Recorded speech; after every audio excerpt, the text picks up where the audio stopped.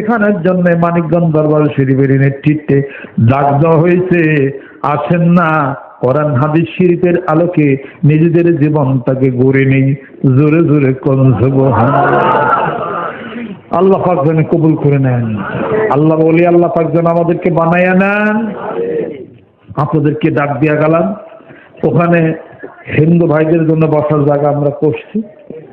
হিন্দু ভাইরা ওখানে বসতে পারবেন, বৌদ্ধ খ্রিস্টান বসতে পারবেন, যারা ফকিরান্তি লাইনের লোক আছেন তারা বসতে পারবেন, যারা কবি সাহিত্যিক আছেন তারা বসতে পারবেন, রাজনৈতিক নেতৃবৃন্দ তারা বসতে পারবেন, সাংবাদিক ভাইরা তারা বসতে পারবেন, স্কুল কলেজ ইউনিভার্সিটির ছাত্র শিক্ষক তারা বসতে পারবেন। সব শ্রেণীর মানুষদের বসার জন্য আলাদা জায়গা আমরা ওখানে করছি। পূর্ব দিকে কাপড় দিয়ে আমরা আলাদা জায়গা করে দিছি, চেয়ারে বসার ব্যবস্থা আছে, এখন পার্টিতে বসার ব্যবস্থা আছে। তারপরে মানিকগঞ্জ দরবার শরীফে যারা মুরিদান আছে তারা সামনে, স্টেজের সামনে তারা বসেন, আর অন্যান্য যিনারা আছেন তারা স্টেজের বাম দিকে, তাদের জন্য সুব্যবস্থা আমরা করেছি। আসেন মানিকগঞ্জ দরবার শরীফে আমরা কি কথা বলি, আমরা কি সবাই বিক্রি করি, আপনাদের সকলের দাওয়াতে ইনশাআল্লাহ তাআলা থাকলো। বাকি আলাপ আলোচনা ওই মাঠে ইনশাআল্লাহ তাআলা হবে। আমরা সকলেই আল্লাহ পাকের কাছে আমরা যাই, মহাস্রষ্টার কাছে আমাদের যাইতে হবে কোনো না কোনো একদিন। ওই জায়গার হিসাবপত্র কিন্তু মিলাইতে হবে।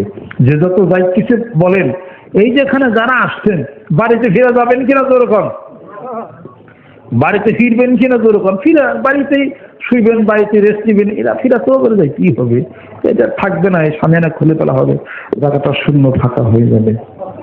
অনুরূপ ভাবে স্কুল কলেজ ইউনিভার্সিটিতে মাঠে ঘাটে প্রান্তরে যেখানে যান বাড়িতে ঘুরে আসেন কিনা, বাড়িতে ঘুরে কিন্তু আসেন।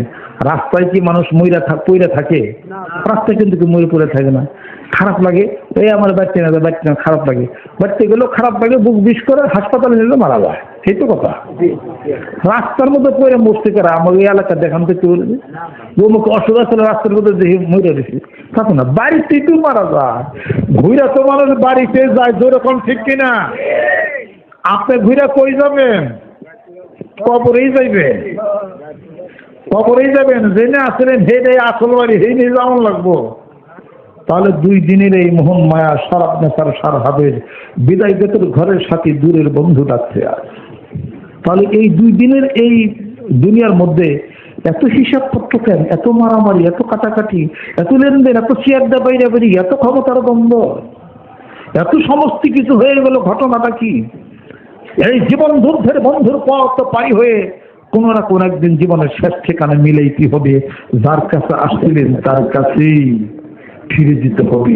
জোরে কোন ঠিক কিনা? অতএব যার কাছ থেকে আসছি তার কাছেই আমাদের ফিরে যেতে হবে। গভীর নিশীতে কে যেন ডাকিছে অনন্তের পথ হতে, বিশালতা মাঝে দাঁড়িয়েছে কবু, হারিয়েছে কবু, ঠিকানা দাঁড়িয়ে পথে। গভীর নিশীতে কে যেন ডাকিছে অনন্তের পথ হতে, বিশালতা মাঝে হারিয়েছে কবু, থেকো না দাঁড়িয়ে পথে। পথের মধ্যে দাঁড়িয়ে থেকো না, নিজ কর্তব্য সাধনে সামনে আগাইয়া যাও। আর কতদিন থাকবা এই পৃথিবীর বুকে?